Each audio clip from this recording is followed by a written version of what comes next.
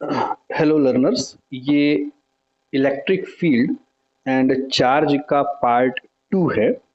और इस पार्ट में हम लोग बात करने वाले हैं प्रॉपर्टी ऑफ चार्ज के बारे में। अगर आपने चार्ज से रिलेटेड जो कोर कॉन्सेप्ट का पहला वीडियो नहीं देखा है तो आप जरूर उस वीडियो को देखिए। इस वीडियो में हम बात करने जा रहे हैं प्रॉपर्टीज ऑफ चार्ज के बारे में और उससे रिलेटेड कुछ एडिशनल इंफॉर्मेशन के बारे में। तो चलिए स्टार्ट करते हैं आज का वीडियो। तो सबसे पहले तो प्रॉपर्टी ऑफ चार्ज कितने टाइप की होती हैं? तो बेसिकली तीन प्रॉपर्टीज हैं चार्ज की। Number one, additivity property. Second है आपका कंजर्वेटिव प्रॉपर्टी या प्रॉपर्टी ऑफ कंजर्वेशन जिसको कहते हैं। तीसरा होता है आपका क्वांटाइजेशन की प्रॉपर्टी। तो एडिटिविटी प्रॉपर्टी क्या कहती है? कहती है कि किसी सिस्टम का जो नेट अमाउंट ऑफ चार्ज होगा वो उस सिस्टम में जितने भी इंडिविजुअल चार्जेस होंगे उनके एल्जेब्रिक सम के इक्वल होगा। तो यहाँ पे आपके सामने एक मैंने फॉर्मूला लिख रखा है कि the net amount of charge is equal to total algebraic sum. अगर मैं मान लूं कि किसी सिस्टम में Q1, Q2 ऐसे ही सो ऑन Qn चार्जेस हैं, तो जो नेट अमाउंट ऑफ चार्ज होगा वो सिंपली उनके एल्जेब्रिक सम के इक्वल होगा। ठीक है, उसको हम मैं चाहूँ तो थोड़ा साइंटिफिक लैंग्वेज में, मैथमेटिकल लैंग्वेज में इस तरह से लिख सकता हूँ, summation over i is equal to n और क्यू आई। आई होप कि आप ये बात समझ में रहे होंगे। ठीक है, तो ये तो हुई बात एडिटिविटी की। सेकेंड जो प्रॉपर्टी है वो कहलाती है आपकी property of conservation. Conservation property क्या कहती है कि इस यूनिवर्स में जो टोटल अमाउंट ऑफ चार्ज है वो कांस्टेंट है। इसका मतलब ये होता है कि किसी आइसोलेटेड सिस्टम के लिए जो total number of charge define किया गया है वो न तो कम हो सकता है, न ज्यादा हो सकता है, न तो क्रिएट किया जा सकता है और न ही डिस्ट्रॉय किया जा सकता है। ओवरऑल जो टोटल अमाउंट ऑफ चार्ज है वो इनिशियल टाइम में जितना था आज के टाइम में भी उतना ही होगा और आने वाले फाइनल टाइम पर भी उतना ही अमाउंट ऑफ चार्ज होगा। अगर मैं इसको डिफरेंशिएशन के फॉर्म में लिखना चाहूं तो मैं लिख सकता हूं कि d q over d t is equal to zero. क्यों? क्योंकि ये कैसे आया, तो अगर आप Q को टाइम के रिस्पेक्ट में, ये इस इक्वेशन को अगर आप टाइम के रिस्पेक्ट में डिफरेंशिएट करें तो ये बन जाएगा आपका D q upon d T. ठीक है, टोटल चार्ज। और अगर कांस्टेंट को आप टाइम के रिस्पेक्ट में डिफरेंशिएट करेंगे तो आपको कांस्टेंट का जानते हैं कि कांस्टेंट का जो डिफरेंशिएशन होता है वो जीरो होता है। तो हम यहां से पाएंगे d q upon d t is equal to zero. तो ये जो फंक्शन है, ये जो इक्वेशन आपके सामने बनी हुई है, ये कहलाता है कंजर्वेशन ऑफ चार्ज का डिफरेंशियल फॉर्म। ठीक है, कंजर्वेशन ऑफ चार्ज की प्रॉपर्टी सिर्फ इतनी बात कहती है कि किसी भी चार्ज को ना तो क्रिएट किया जा सकता है ना तो डिस्ट्रॉय किया जा सकता है। इसे सिर्फ और सिर्फ सिस्टम टू सिस्टम हम केवल ट्रांसफर कर सकते हैं। ठीक है, आई होप कि आपको ये बात समझ में आ रही होगी। ये सब चीजें आपने हाई स्कूल में भी पढ़ी होंगी। ठीक है, तीसरी बात, क्वांटाइजेशन की प्रॉपर्टी। क्वांटाइजेशन की प्रॉपर्टी क्या कहती है? तो उसको समझने के लिए एक फिजिसिस्ट है जिनका नाम था मिलिकॉन, जिन्होंने एक एक्सपेरिमेंट किया था, ड्रॉप ऑयल एक्सपेरिमेंट। हम उसके डिटेल में नहीं जाएंगे वो एक्सपेरिमेंट क्या था, बट उस एक्सपेरिमेंट के बिहाफ पर ये कहा गया कि किसी भी बॉडी या पार्टिकल पे एग्जिस्ट करने वाला जो सबसे छोटा अमाउंट ऑफ चार्ज होगा वो 1.6 इंटू 10⁻⁻19 होगा। इससे छोटा चार्ज किसी भी बॉडी या किसी भी पार्टिकल पे एग्जिस्ट नहीं करेगा। ठीक है। दूसरी बात कही गई कि किसी भी सिस्टम पे जो total number of charges, total amount of charge होगा, वो एक्चुअली में integral multiple of charge on electron होगा। ये इस बात का क्या मतलब, मैं थोड़ा सा आपको एक एग्जांपल से समझाने की कोशिश करता हूं। तो जैसे आप समझिए कि अगर मैं कहूं कि किसी पेड़ पर सबसे छोटा अमाउंट ऑफ फल, फ्रूट कितना हो सकता है। मान के चलिए कि एक आम का पेड़ है, तो उस आम के पेड़ पर सबसे कम अमाउंट में फल कितना होगा। तो ऑब्वियसली आप कहेंगे कि सबसे कम फल हो सकता है एक, या तो फल होगा ही नहीं, या तो सबसे कम फल जो होगा वो एक फल होगा। ठीक है ना। अच्छा, क्या 1.5 फ्रूट हो सकते हैं? नहीं हो सकते। 1.6 फ्रूट हो सकते हैं? नहीं हो सकते। 1/2 फ्रूट हो सकते हैं? नहीं हो सकते। जब भी होगा तो एक फ्रूट होगा, या फिर दूसरा फ्रूट होगा, या 3 फ्रूट होंगे, या 4 फ्रूट होंगे। ऐसा नहीं होगा कि 3.5 फ्रूट उस पेड़ पे लगे होंगे। सेम इसी वे में किसी भी सिस्टम में या तो इतना चार्ज होगा, ठीक है, सबसे कम, यानी कि ये एक चार्ज हो गया, इसके बाद इतना और चार्ज होगा, फिर इतना और चार्ज होगा। ठीक है ना। यानी कि इसका मल्टीपल हम करते जाएंगे। ये पहला चार्ज, फिर इतना ही और चार्ज, फिर इतना ही और चार्ज, यानी कि उसको हम n से रिप्रेजेंट कर सकते हैं, जहां पे n जो है 1 2 3 4 5 6 होगा। आई होप कि आपको ये बात समझ में आई होगी। और इसी चीज को हम लोग बोलते हैं एटॉमिसिटी और क्वांटाइजेशन ऑफ चार्ज। जो मैंने अभी अभी आपको समझाया, उसको अगर मैं सेंटेंस में कहूं तो कहा जाएगा charges can not be divided into friction और डेसिमल फॉर्म। किसी भी सिस्टम पे जो चार्ज होगा, या तो एक इलेक्ट्रॉन, या तो दो इलेक्ट्रॉन, या तीन इलेक्ट्रॉन, या एक प्रोटॉन, या दो प्रोटॉन, या तीन प्रोटॉन की वजह से ही होगा। ऐसा कभी नहीं हो सकता कि 1.5 इलेक्ट्रॉन की वजह से चार्ज हो, नहीं। हमेशा जो होगा 1 2 3 4 5 के ही फॉर्म में होगा। इसी चीज को हम लोग बोलते हैं क्वांटाइजेशन ऑफ चार्ज। ठीक है। आई होप कि आपको ये क्वांटाइजेशन की बात समझ में अच्छे से आई होगी। आप चाहें तो इसको नोट डाउन कर लें। मैं एक छोटा सा आपको कॉन्सेप्ट और बता दूं लगे हाथ, जहां पे हम बात करते हैं एडिटिविटी की। तो एडिटिविटी के लिए मैंने आपको बताया कि एडिटिविटी में हम नेट अमाउंट ऑफ चार्ज की बात करते हैं। नेट अमाउंट ऑफ चार्ज क्या कहता है कि किसी भी सिस्टम का जो नेट अमाउंट ऑफ चार्ज है वो उसके टोटल अलजेब्रिक सम के बराबर होगा। लेकिन इसके इसके बियॉन्ड एक और बात आती है कि ये जो एडिटिविटी प्रॉपर्टी है वो नेट अमाउंट ऑफ चार्ज को बता रही है। अगर आपसे कोई टोटल अमाउंट ऑफ चार्ज किसी सिस्टम का पूछे तब हम क्या करेंगे, तो उस केस में किसी भी सिस्टम का जो टोटल अमाउंट ऑफ चार्ज होता है, समझिएगा इस बात को, जो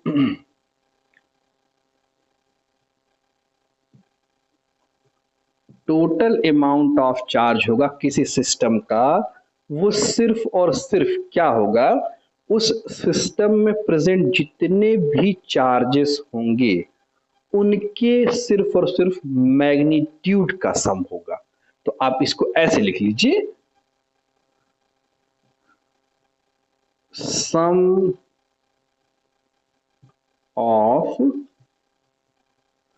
मैग्नीट्यूड ऑफ चार्जेस। ठीक है, ऑफ ऑल चार्जेस। ठीक है, ऑफ चार्जेस।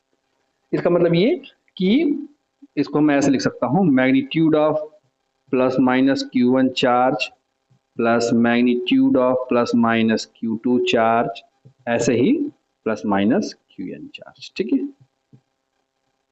आई होप कि आपको इतनी बात समझ में तो आ ही गई होगी। इसको मैं एक छोटे से एग्जांपल समझाता हूँ, आपको नेट चार्ज और टोटल चार्ज में एग्जैक्टली डिफरेंस समझ में तो आ ही जाएगा। देखिए, अगर मैं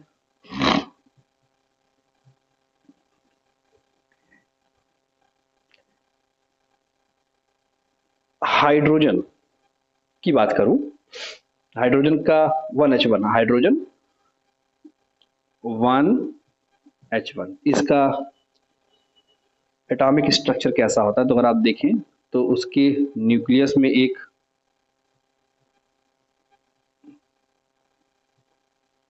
प्रोटॉन होता है और उसके चारों तरफ रिवॉल्व करने वाला एक इलेक्ट्रॉन होता है। ठीक है, अब मैं कहूं कि इस एटम का नेट चार्ज, अच्छा नेट चार्ज को इफेक्टिव चार्ज भी कहते हैं, तो अगर मैं कहूं कि इस एटम का नेट चार्ज और टोटल चार्ज कैलकुलेट करिए तो कैसे करेंगे, तो सबसे पहले मैं नेट चार्ज बताता हूं। नेट चार्ज का मतलब होता है कि जितने भी चार्जेस हैं, देखिए इसमें कितने इंडिविजुअल चार्जेस हैं, एक चार्ज किसकी वजह से है, प्रोटॉन की वजह से, एक चार्ज किसकी वजह से है, इलेक्ट्रॉन की वजह से। तो जितने भी इंडिविजुअल चार्जेस हैं उन चार्जेस का एल्जेब्रिक सम, तो देखिए सबसे पहले प्रोटॉन की वजह से चार्ज है, तो चार्ज ड्यू टू प्रोटॉन, ठीक है, plus charge due two electron. अच्छा, हमें एल्जेब्रिक सम करना है, तो एल्जेब्रिक सम का मतलब यही होता है कि प्रोटॉन पे जो चार्ज है उसका साइन क्या है, पॉजिटिव चार्ज है या नेगेटिव चार्ज है, इलेक्ट्रॉन पे जो चार्ज है वो पॉजिटिव चार्ज है या नेगेटिव चार्ज, तो हमको उसके साथ लिखना है। तो प्रोटॉन पे जो चार्ज होता है वो कितना होता है भाई, प्लस 1.6 इंटू 10⁻⁻19 कूलम, ठीक है, और जो इलेक्ट प्लस यहाँ पे लगा हुआ है तो प्लस लगा दीजिए, और इलेक्ट्रॉन पे कितना होता है आपका, -1.6 इंटू 10⁻⁻19 कूलम। अब अगर आप ये जो मैंने लिखा है ये एक्चुअली में इसका एल्जेब्रिक सम कहलाता है, ठीक है। एल्जेब्रिक सम का मतलब मैग्नीट्यूड लिखना विथ देयर साइन, तो साइन के साथ मैंने मैग्नीट्यूड लिखा हुआ है इसलिए ये इसका एल्जेब्रिक सम है। अब आप इसको निकालिए तो देखिए ये वैल्यू और ये वैल्यू सेम है, बट निगेटिव और पॉजिटिव साइन के साथ है, इसका मतलब ये पूरा का पूरा कैंसिल आउट हो जाएगा, यानी कि कह सकते हैं कि 0 कूलम का चार्ज इस हाइड्रोजन एटम का नेट चार्ज या इफेक्टिव चार्ज होगा, ठीक। बट अगर यहीं से पूछा जाए कि इस हाइड्रोजन एटम का टोटल चार्ज कितना है, तो टोटल चार्ज का मतलब सिर्फ और सिर्फ होगा क्या चीज, टोटल चार्ज का मतलब होगा कि हमें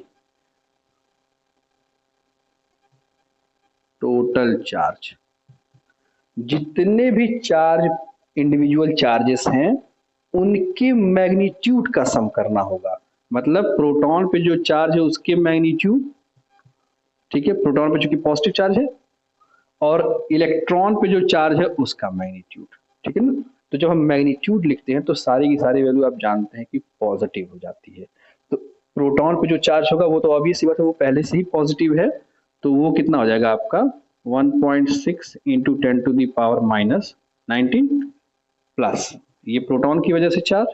अब इलेक्ट्रॉन की वजह से जो चार्ज है वो -1.6 10⁻19 है, बट हमको मैग्नीट्यूड लिखना है तो वो भी वैल्यू कितनी हो जाएगी आपकी, पॉजिटिव ही हो जाएगी, ठीक है ना।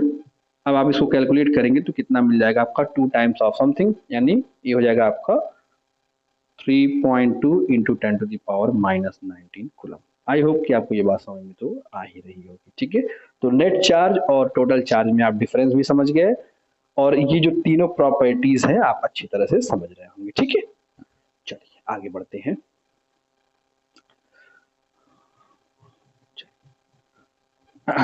अब इसके बाद हम चार्जेस से रिलेटेड कुछ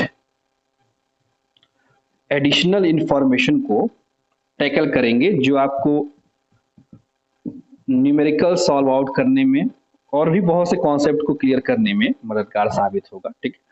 तो चलिए, तो मैं लिख देता हूं यहां पे इंपॉर्टेंट फैक्ट्स, इंपॉर्टेंट फैक्ट, ठीक है। क्या क्या है वो इंपॉर्टेंट फैक्ट एक एक करके समझते हैं। देखिए कुछ बेसिक चीजें। पहली बात तो किसने क्या योगदान दिया हम उसके बारे में समझ लेते हैं। तो सबसे पहली बात, जो कॉन्सेप्ट ऑफ चार्ज था, कॉन्सेप्ट ऑफ चार्ज के बारे में मैं लिख देता हूं यहाँ पे, जो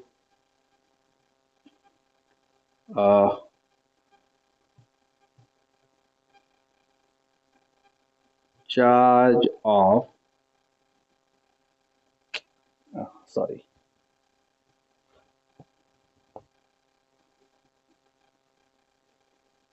मैं लिख देता हूं यहाँ पे,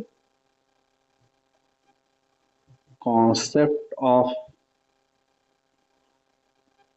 चार्ज किसने सबसे पहले डिस्कस किया था।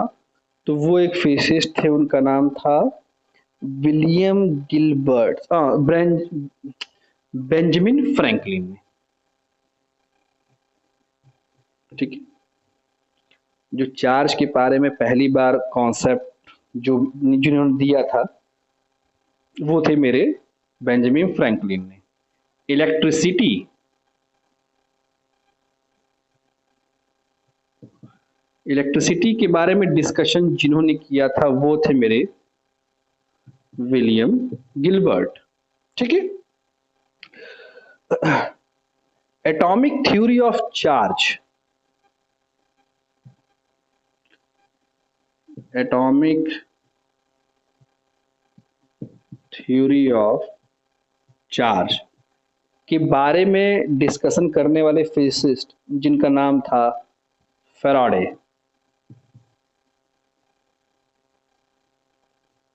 ठीक है, उसके बाद ये तो दो तीन बातें हैं। ठीक है, इसके बाद हम बात करते हैं एक छोटे से कॉन्सेप्ट की। ये पहला एक फैक्ट था। एक दूसरे फैक्ट में मैं आता हूं जो समझना थोड़ा सा जरूरी है।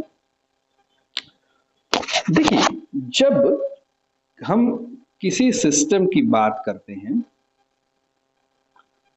मान लीजिए कि ये एक बॉडी है, इस बॉडी का जो मास है, लेट्स से उस बॉडी का जो मास है वो m है। ठीक है, और इस पे जो अमाउंट ऑफ चार्ज है ड्यू टू इलेक्ट्रॉन या ड्यू टू प्रोटॉन वो कुछ q है। ठीक है, आप समझिएगा थोड़ा सा मेरी बात। अगर इस बॉडी में से किसी कारण से मैं इलेक्ट्रॉन इजेक्ट कर देता हूं, मतलब इलेक्ट्रॉन निकाल देता हूं,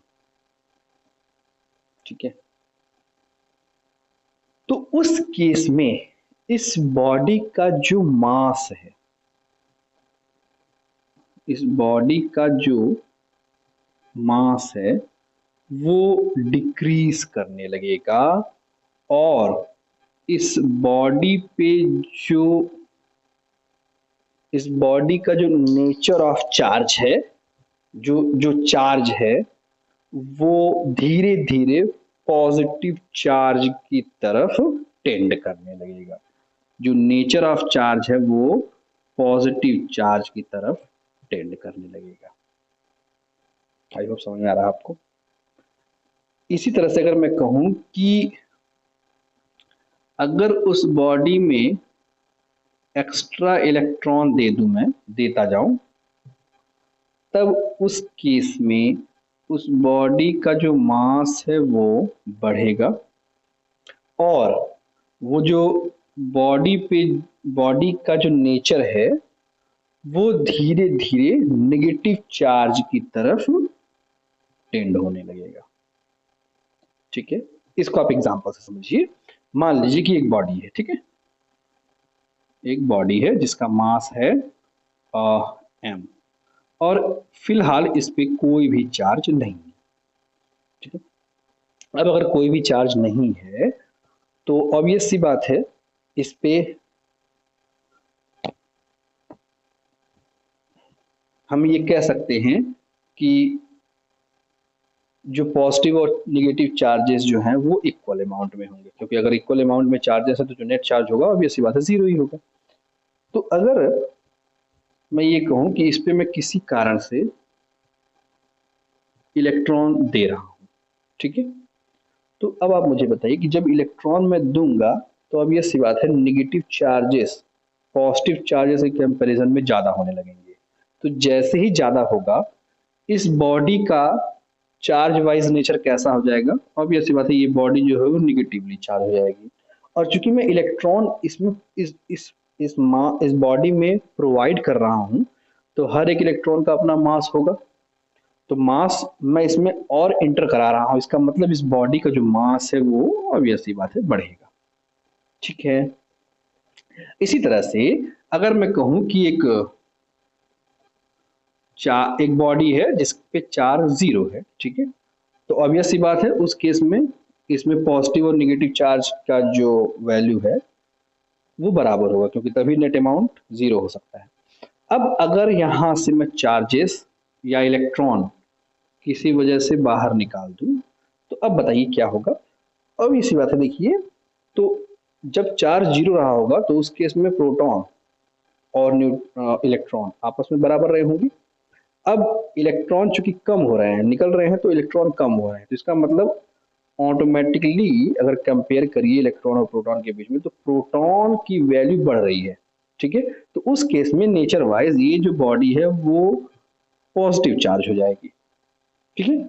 और चूंकि इलेक्ट्रॉन निकल रहे हैं तो हर एक इलेक्ट्रॉन का अपना मास है, इसका मतलब इलेक्ट्रॉन एक एक इलेक्ट्रॉन निकल रहा है, तो उस इलेक्ट्रॉन की वजह से जो मास उसमें एग्जिस्ट कर रहा है वो भी तो कम हो रहा है।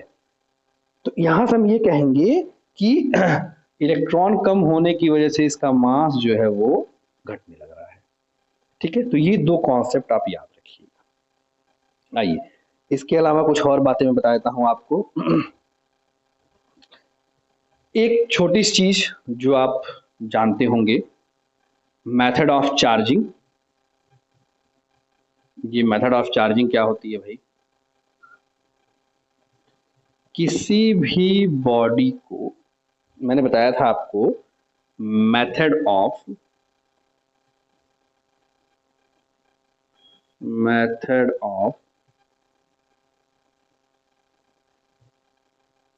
चार्जिंग, ये होता क्या है।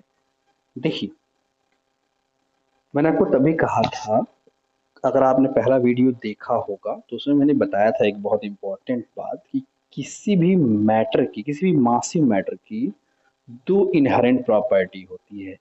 पहली प्रॉपर्टी होती है मास और दूसरी प्रॉपर्टी होती है चार्ज। उसके साथ साथ मैंने बताया था कि मास जो होती है वो एक इनहेरेंट प्रॉपर्टी है और चार्ज जो है वो एक इंट्रिंसिक प्रॉपर्टी है किसी भी मासिव मैटर की। स्पेशली अगर मैं बात करूं बॉडी की, तो ये अंतर क्या होता है इंट्रिंसिक और इनहेरेंट। इनहेरेंट प्रॉपर्टी वो प्रॉपर्टी है जो खत्म नहीं होती, हमेशा हमेशा अवेलेबल होगी, ठीक है।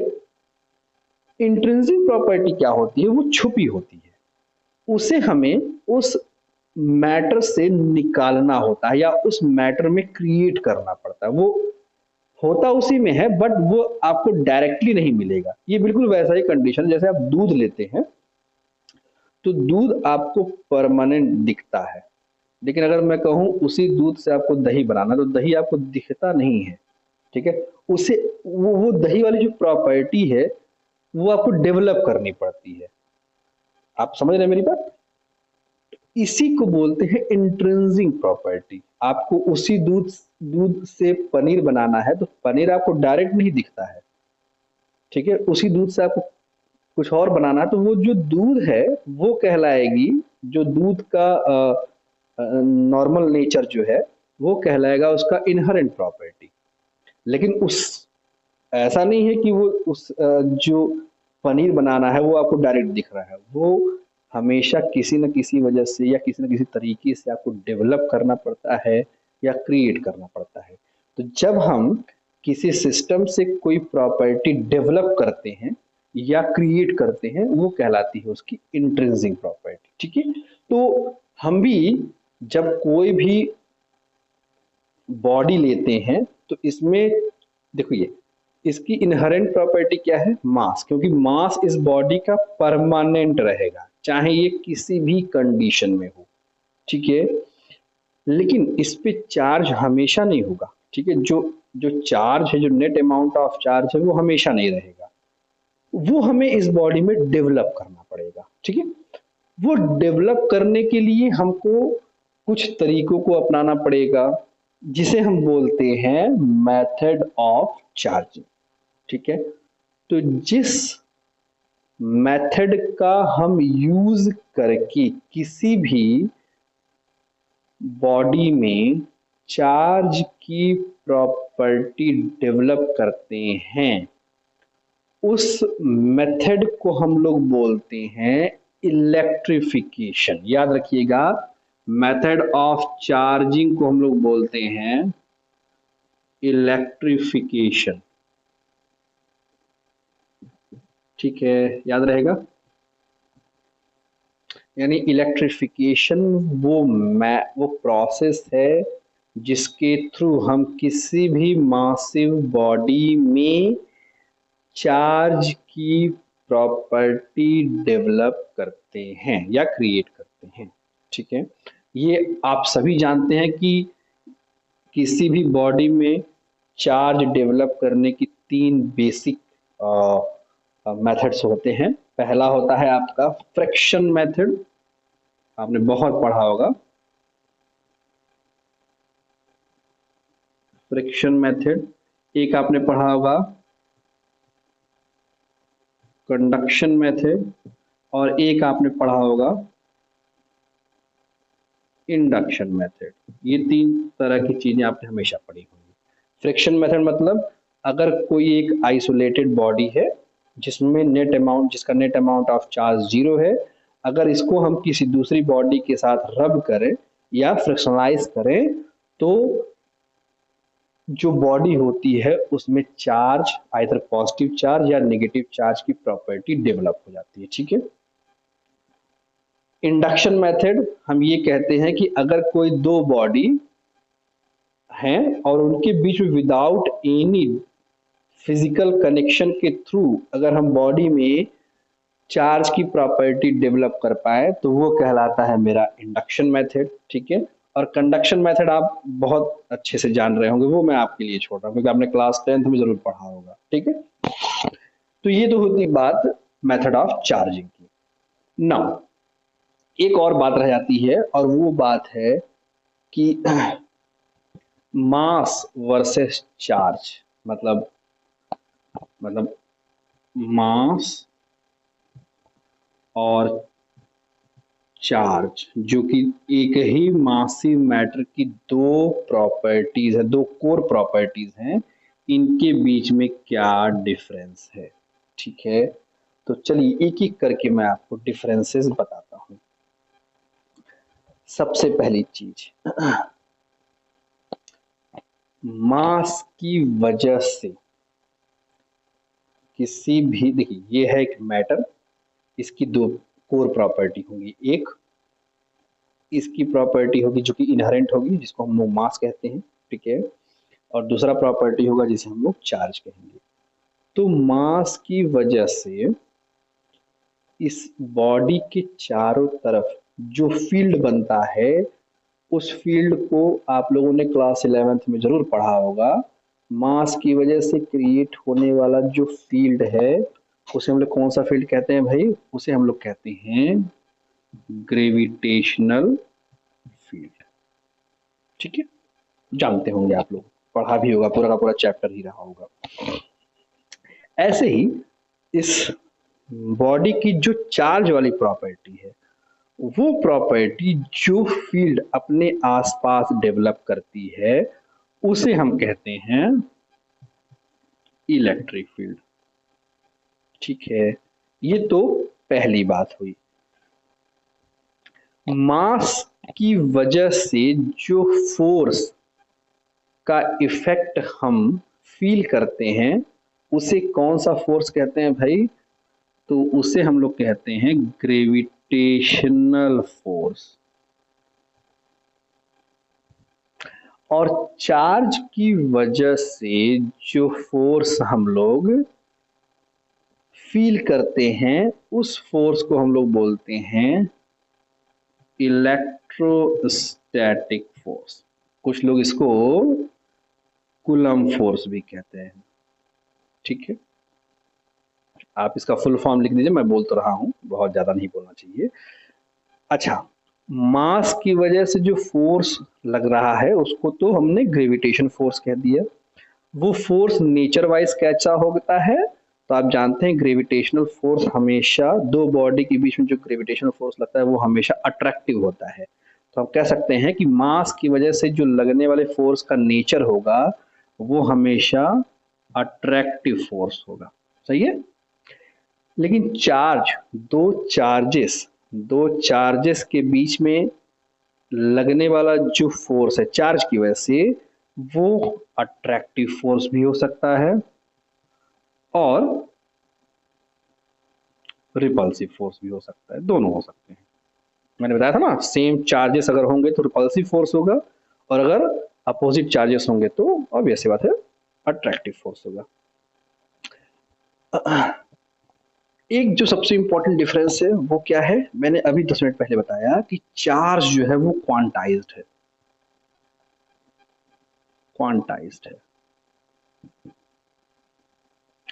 बट मास जो है वो क्वांटाइज नहीं। चार्ज क्वांटाइज होने का मतलब कि अगर मैं इस बॉडी को ले लूं, देखिए मेरी बात समझिएगा, इस बॉडी का मास अगर चार्ज क्वांटाइज्ड नहीं, सॉरी, मास क्वांटाइज्ड नहीं होता, इसका मतलब ये है कि किसी भी बॉडी का जो मास है वो 1 किलोग्राम भी हो सकता है, 2 किलोग्राम भी हो सकता है, 2.5 किलोग्राम भी हो सकता है, 2.7 किलोग्राम भी हो सकता है, 1/4 किलोग्राम भी हो सकता है।